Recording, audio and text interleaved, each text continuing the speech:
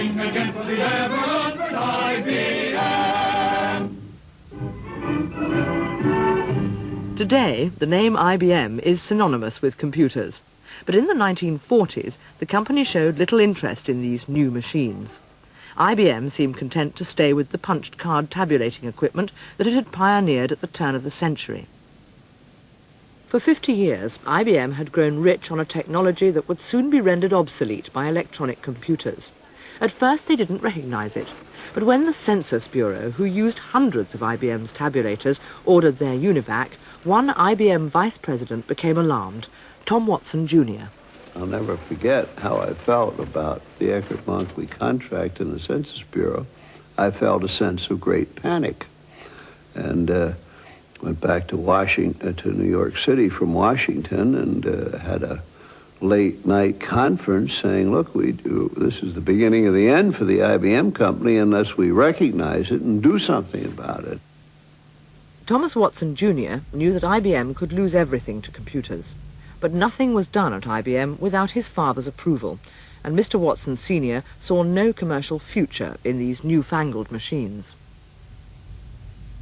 But when I'd say, well, look, Dad, if we don't take this business, somebody else will take it for us, because we're now being pushed by the market. We're market-driven. We're not driving the market. The market is driving us. We ought to try to get ahead of some stormy sessions getting there, but at the end of the road, he was agreeable.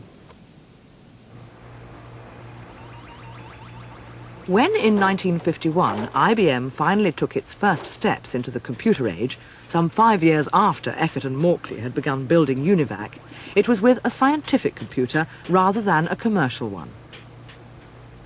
However, the big new market wasn't in selling computers to scientists, but to businesses, and UNIVAC was slowly stealing away IBM's business customers. Within 2 years, the younger Watson had a free hand in the company. Thomas Watson Sr. finally stepped aside in favour of his son, who vowed to focus all his energy beating UNIVAC.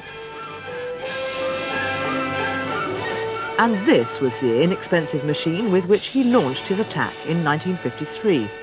Technologically, it seemed no match for the UNIVAC. Designed to run in conjunction with IBM's conventional punch card equipment, it was slow.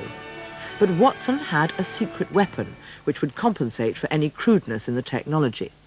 The IBM sales force his dad had left him. Thomas Watson Sr. had had a ferocious approach to sales and a superb understanding of salesmen. He rewarded them with high commissions, pushed them with quotas, inspired them with speeches, educated them in classrooms, and punished them if they didn't toe the line. And it worked. Well, he expected at least the moon and perhaps the sun from his salesman. He wanted a good sales job, and he wanted a lot of orders because we grew with orders. And he also used to say, look, the salesman is the man who makes things happen in the United States. Nothing happens until something is sold. Then it's manufactured, it's delivered, it's used, but nothing happens. And so the salesman, in his mind, was a sort of an American hero, and perhaps very high on the list of American heroes. It was these heroes of IBM who convinced hundreds of ordinary businessmen to buy IBM's 650 computer. Orders started pouring in. Within a year, IBM had sold almost 1,000 of them and soared past Remington Rand's UNIVAC to become the largest computer company in the world.